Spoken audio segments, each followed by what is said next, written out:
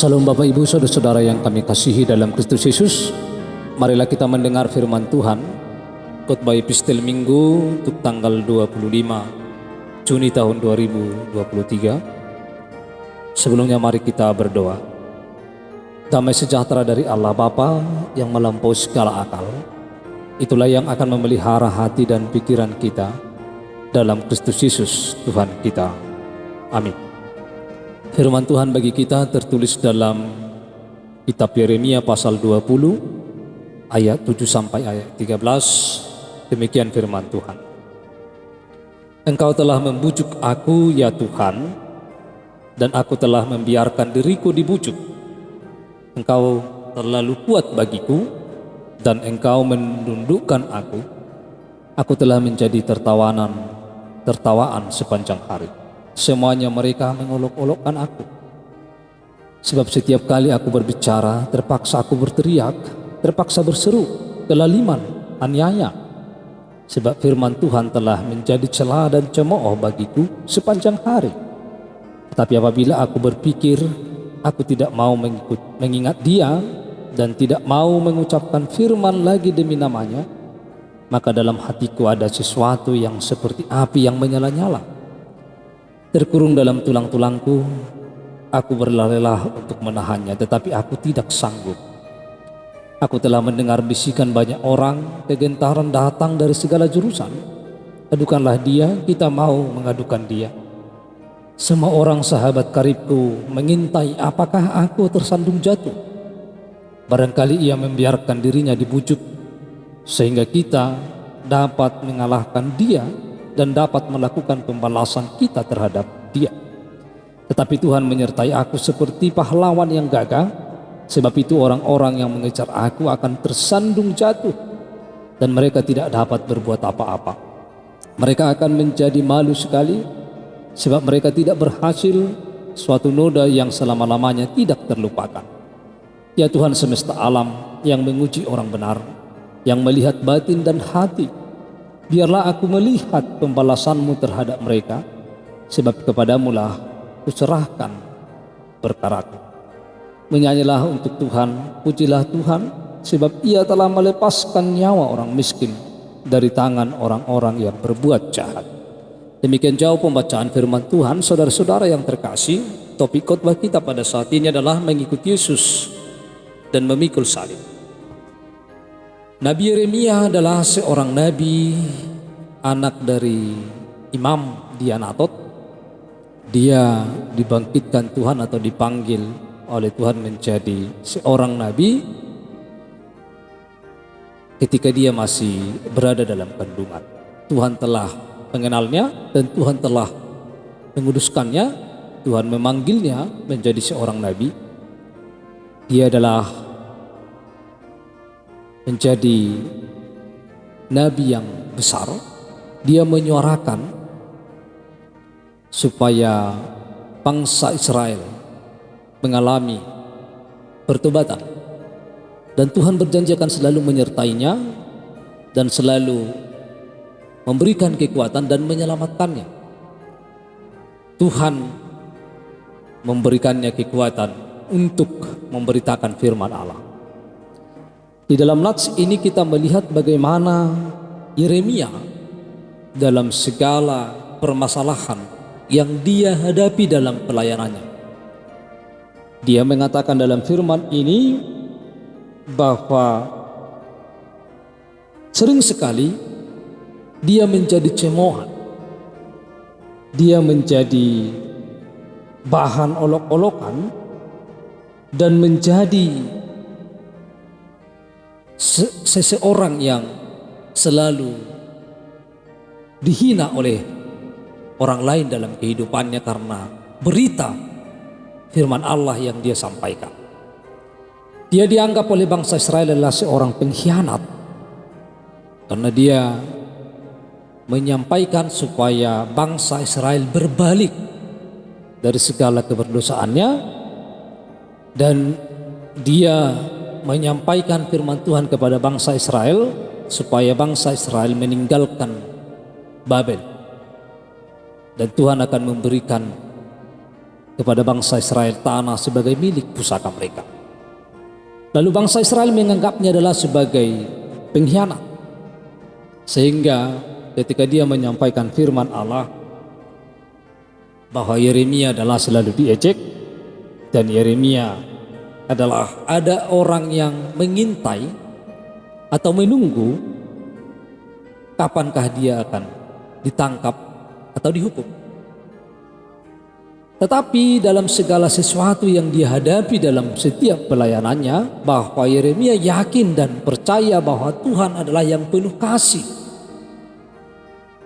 Walaupun dia diejek oleh banyak orang, dia yakin dan percaya apapun yang dia beritakan itu bahwa Tuhan akan menolongnya. Sekalipun dia diejek setiap hari, dia bergumul setiap hari, bahkan dia hampir jatuh, seolah-olah dia tidak mampu untuk menanggung segala penderitaan yang dia hadapi karena pemberitaan firman Tuhan. Tetapi dia sungguh yakin dan percaya bahwa dengan dia berperkara dengan Tuhan dalam setiap persoalan, maka dia akan mengalami kemenangan. Dikatakan tadi di dalam ayat 12, ya Tuhan semesta alam yang menguji orang benar, yang melihat batin dan hati, biarlah aku melihat pembalasanmu terhadap mereka, sebab kepadamu lah aku serahkan perkaraku. Dia tidak mau membalaskan segala sesuatu yang dia dapatkan, tetapi dia menyerahkannya kepada Tuhan, sebab dia mengatakan, sebab kepadamu lah aku serahkan perkaraku. Persoalan yang dia hadapi adalah dia serahkan kepada Tuhan. Perkara-perkara yang dihadapi adalah dia serahkan kepada Tuhan dalam kehidupan.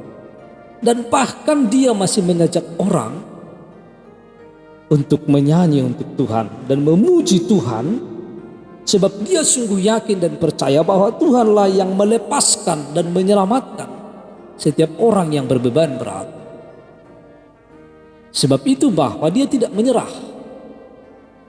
tetapi dia sungguh yakin dan percaya akan segala penyertaan dan kuasa Tuhan dalam hidup.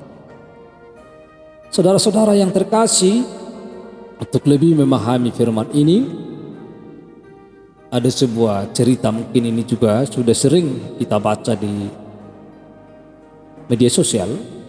Ada seorang wanita muda datang kepada ibunya dan menceritakan tentang kehidupannya, bagaimana segalanya terasa begitu berat di dalam hidupnya. Karena begitu berat dalam kehidupannya, ia tidak mampu lagi berbuat apa, dan ia ingin mengakhiri atau menyerah. Karena dia sudah berjuang dan berusaha, namun permasalahan itu tidak kunjung selesai. Lalu ibunya mengajaknya ke dapur. Lalu ibunya mengunci panci dengan air 3 buah. Panci pertama ibunya menaruh wortel, panci kedua menaruh telur, dan panci ketiga menaruh biji kopi. Lalu ibunya meletakkannya di atas kompor, lalu menghidupkan kompor itu selama 15 menit. Kemudian ia mematikan kompor itu setelah 15 menit. Lalu mengangkat dan meletakkan wortel pada sebuah piring dan telur pada sebuah mangkuk. Sambil melihat ke arah anaknya, ibunya bertanya, katakanlah padaku apa yang kamu lihat. Si anak menjawab, kulihat ibu merebus wortel, telur dan biji kopi. Lalu ia menyuruh anaknya mencicipi wortel telur tersebut.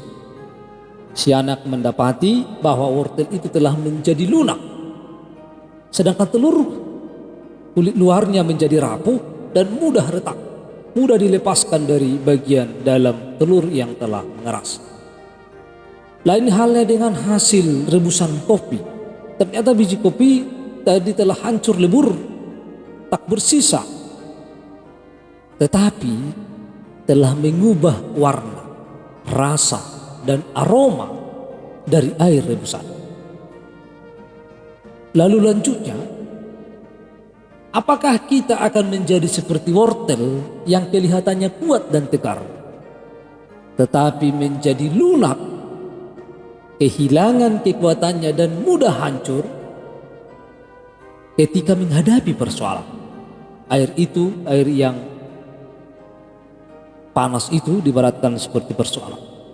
Atau kita seperti telur yang pada mulanya memiliki hati yang lembut, tetapi saat pencobaan dan permasalahan datang menjadi rapuh dan keras hati. Atau kita memilih menjadi biji kopi yang pada saat masuk dalam keadaan yang menyakitkan, dalam persoalan kita dapat melebur dan melepaskan rasa dan keharuman kita, sehingga tidak saja dapat menerima dan menyesuaikan diri dengan keadaan yang harus kita jalani, tetapi juga kita bisa membiarkan orang-orang di sekitar kita menikmati kelezatan dan keharuman kehidupan kita. Bahkan mungkin kita dapat mengubah situasi di sekitar kita menjadi lebih baik. Maka ketiga hal ini adalah menghadapi di dalam setiap persoalan yang kita hadapi, supaya kita jangan seperti telur dan wortel. Wortel itu adalah kelihatannya tegar, kuat, tetapi ketika menghadapi persoalan dia menjadi lembek dan hancur. Sama juga seperti telur, pada awalnya dia lembut, tetapi ketika menghadapi persoalan dia menjadi rapuh dan keras hati. Tetapi biji kopi itu ketika dia dimasak, dia mengeluarkan aroma, dia mengeluarkan kelezatan, dia mengeluarkan rasa, dan dapat mengubah warna. Dia yang mengubah persoalan itu menjadi keharuman. Oleh karena itu, di dalam menghadapi berbagai persoalan seperti tema khotbah kita, mengikuti Yesus dan memikul salib, bahwa kita harus mampu mengubah warna karena kita percaya kepada Yesus. Oleh sebab itu dalam segala sesuatu, mari kita dalam hidup kita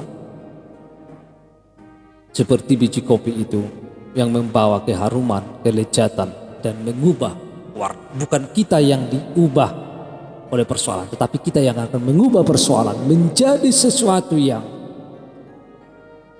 memuliakan Allah, menjadi sesuatu yang harum dan baik dan dapat memberikan berkat bagi orang lain. Kiranya Tuhan Yesus memberkati. Amin. Tuhan Allah Bapa kami yang di surga, kami telah mendengar firman-Mu. Biarlah kuasa Roh Kudus-Mu yang menyertai kami untuk melakukan firman. Dalam nama Kristus Yesus kami telah berdoa. Amin.